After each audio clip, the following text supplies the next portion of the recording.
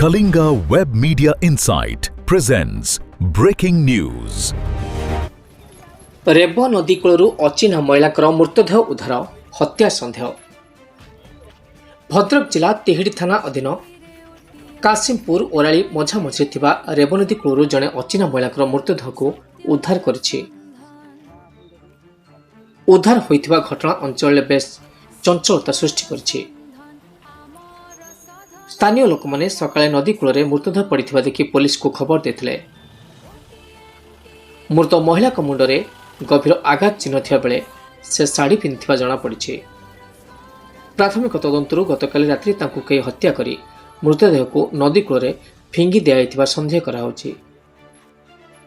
घटनास्थल में तिहिडी पुलिस सहित भद्रक साइंटिफिक टीम पहुंची तदंत आरंभ करछन्ति।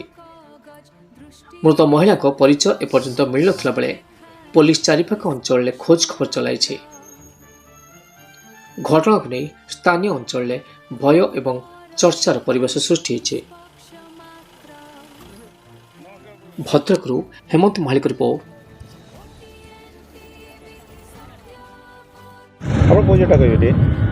आम परिचय प्राय बड़क पंचायत जगत मलिक कौन घटना घटी जे आम खबर पाइलु जे कौन से एक दुर्बृत्त आनी के गोटे महिला को एटा कुछ आम किसी कहीपरूँ आम से आपड़ जो रकम आम से रकम देखिलु आम जानिलु पुलिस की सरपंच को फोन कराला सरपंच थाना को जनईगिरी आसिले। प्रथम छुआ देखिले छोट छुआ सेटा किछि आमे कोन आउ साधारण लोक जानबु जे ता भीतर कोन आइछि